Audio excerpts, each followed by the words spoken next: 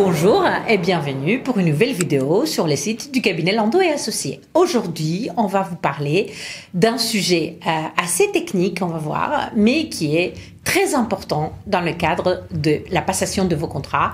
Donc, on va vous parler de l'analyse des candidatures en marché public et en contrat de concession et notamment les délégations de services publics. Il est assez usuel dans les marchés publics et les concessions, donc dans les DSP, que les acheteurs traitent rapidement la phase d'analyse des candidatures, mais cette phase ne doit en aucun cas être négligée et doit faire l'objet d'une grande rigueur. La moindre erreur commise à ce stade-là peut s'avérer fatale pour la suite de la procédure. Je ne vous apprends rien. La nécessité d'abord de demander les bons documents aux candidats dans le règlement de la consultation et dans l'avis d'appel public à la concurrence. Donc, l'analyse des candidatures commence à ce stade-là. C'est pas l'analyse proprement dite, mais dans ces pièces-là, on doit bien indiquer des pièces qu'on réclame aux candidats avec une clarté imparable. Alors, dans le marché public, c'est l'article R21 43-3 du Code de la commande publique qui va nous guider. Qu'est-ce qu'on va réclamer? La déclaration sur l'honneur que les candidats n'entrent dans aucun des cas d'interdiction de soumissionner, donc lettre de candidature, DCI, DUM, etc. Et aussi les renseignements demandés à l'acheteur pour savoir, pour vérifier, est-ce qu'il a les aptitudes nécessaires à exercer l'activité professionnelle, est-ce qu'il a aussi la capacité économique, financière et technique pour exécuter les prestations objets du marché en cause.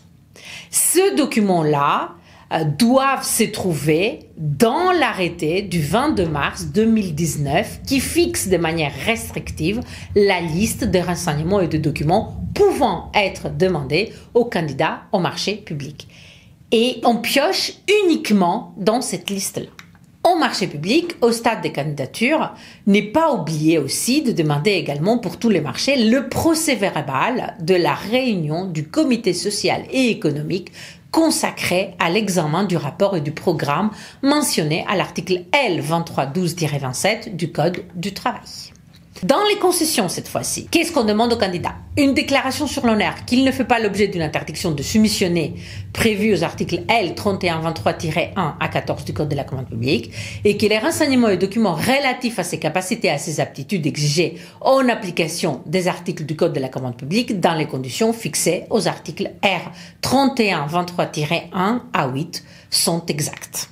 Dans les concessions toujours, ces documents doivent permettre d'assurer de l'aptitude à exercer l'activité professionnelle du candidat, la capacité économique et financière, des capacités techniques et professionnelles nécessaires à l'exécution du contrat. Et si le contrat est une délégation de service public, alors il faut qu'on lui demande aussi de nous assurer de son aptitude à assurer la continuité du service public et l'égalité des usagers devant le service public et du respect de l'obligation de l'emploi des travailleurs handicapés.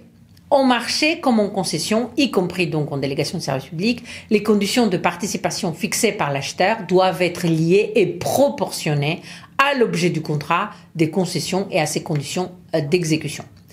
En marché public, en principe, on fait l'examen des candidatures avant l'examen des offres, bien sûr. Par exception, on appelle d'offres ouverts et pour les seuls marchés publics qui ne sont pas des marchés publics de défense ou de sécurité, l'acheteur peut décider d'examiner les offres avant les candidatures et aussi en MAPA ouvert. En tout état de cause, cette vérification doit s'effectuer au plus tard avant, bien sûr, l'attribution du marché. Cela va de soi et ça permettra de vérifier la candidature du coup qui est du seul attributaire pressenti, si on le fait plus tardivement. En délégation de service public, à quel moment on le fait? Obligatoirement avant l'analyse des offres, puisque c'est la commission DSP de l'article L 1411-5 du Code de la commande publique qui va analyser les dossiers des candidatures et qui va dresser la liste des candidats admis à présenter une offre. L'acheteur doit s'assurer que le pli remis a été remis, bien sûr, dans les délais, donc avant la date et l'heure limite de réception des candidatures et ou des offres. Alors, sur la complétude, que la phase de la candidature soit inversée ou non, l'acheteur doit vérifier la complétude des candidatures, c'est-à-dire s'assurer que tous les documents exigés dans les documents de la consultation AAPC ou RC sont bien dans les plis remis par les candidats en question et vérifier après bien sûr le contenu de ce document-là afin de s'assurer que le document est bien celui-ci qui est exigé. À défaut, la candidature, bien sûr, doit être considérée comme incomplète et si elle est incomplète, alors au marché comme en concession, il est possible de demander aux candidats de compléter leur candidature dans les conditions qu'on va avoir fixées déjà en amont dans les règlements de la consultation, notamment au niveau des délais. Doit alors être demandé à l'ensemble des candidats dont la candidature est incomplète, bien sûr, pour pas rompre l'égalité de traitement des candidats. En cas de candidature demeurant incomplète après la régularisation ou en absence de demande de complément, l'acheteur élimine bien évidemment le candidat dont la candidature est incomplète. Ensuite, les cas échéants, l'acheteur sélectionne les candidats selon les niveaux de capacité minimum et ou des critères de sélection des candidatures qui sont fixés dans les documents de la consultation. La vérification maintenant des informations et quels sont les motifs d'exclusion. La vérification de la véracité des informations transmises avec la transmission des justificatifs intervient dans un deuxième temps, mais en tout état de cause avant l'attribution du contrat, bien évidemment. Dans les cas d'une procédure ouverte, cette phase de vérification est concomitante avec l'analyse des candidatures pour l'attributaire pressenti lorsque l'analyse des candidatures et des offres est inversée. Dans tous les cas, les documents permettant la vérification des informations doivent obligatoirement être transmis par les candidats sous réserve de l'application du principe du « dites-les-nous une fois » si des informations ont déjà été transmises, bien sûr, dans une précédente consultation et qui demeurent toujours valables et d'actualité. Sous réserve de la mise à disposition de documents via un système électronique administré par un organisme officiel. Les candidats doivent donner un accès gratuit à ce système et communiquer les informations permettant d'y accéder dans ces dossiers de candidature. Maintenant, pour les procédures restreintes en marché public.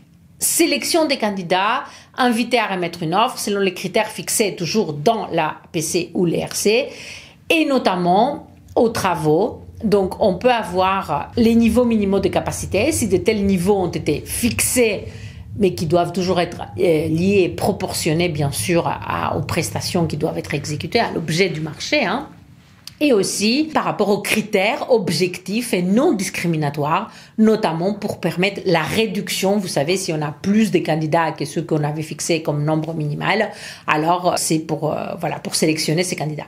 L'acheteur doit s'assurer de définir des critères en lien toujours avec l'objet du marché et surtout avec les renseignements demandés. Parmi les documents, vous vous souvenez, je vous ai dit au départ, de la liste de l'arrêté du 22 mars 2019, qui est une liste exhaustive. En marché public comme en concession, pas d'obligation d'exiger la signature de documents. Si la signature est exigée, la signature doit être celle, bien sûr, d'une personne habilitée à engager les candidats. Si on sut la remise est électronique, la signature doit obligatoirement être une signature électronique valable. Dans les faits, l'acheteur ou l'autorité concédante doit donc vérifier la présence de la signature et la validité du certificat électronique et vérifier les cabis et les cas échéants, les délégations de pouvoir. Ça, on a pas mal de problèmes quand on examine les candidatures sur les délégations de pouvoir pour vérifier tout simplement la capacité du signataire à engager le candidat dans cette procédure. L'acheteur ou l'autorité concédante doit impérativement s'assurer de la validité des documents transmis et pas seulement s'assurer de la présence de l'information d'un document. Par exemple, pour les DSP, pour les délégations de services publics, concernant le respect de l'obligation des travailleurs handicapés, c'est quelque chose qu'on raconte assez souvent, et on doit s'assurer de la validité de l'attestation de vigilance URSSAF de moins de 6 mois. Et pour ça, il y a un outil de vérification sur le site de l'URSSAF. Si les candidats disposent de plusieurs établissements, s'assurer que l'établissement qui candidate est bien mentionné dans cette attestation, par exemple. Et conserver toujours une preuve de tous ces éléments-là dans votre dossier. Comme quoi, vous avez fait la vérification sur le site et que le site, vous voyez, vous pouvez faire une capture d'écran, par exemple, l'imprimer et le mettre dans votre dossier ou le garder dans votre ordinateur. Dans les cas des marchés publics, l'acheteur ne peut pas rejeter une candidature sur le seul motif que les candidats ne disposent pas des références relatives à l'exécution de marchés de même nature. Dans les cas des marchés publics toujours, l'acheteur ne peut pas rejeter la candidature d'une entreprise nouvellement créée au seul motif qu'elle ne peut pas fournir les pièces demandées alors qu'elle ne dispose pas de ces pièces. Exemple, le chiffre d'affaires des 3 dernières années, elle est nouvellement créée, elle n'en a pas. Donc, elle va nous prouver par tout autre moyen et par toute autre prise de compte des capacités d'autres opérateurs sur lesquels elle s'appuie, par exemple, pour faire sa candidature.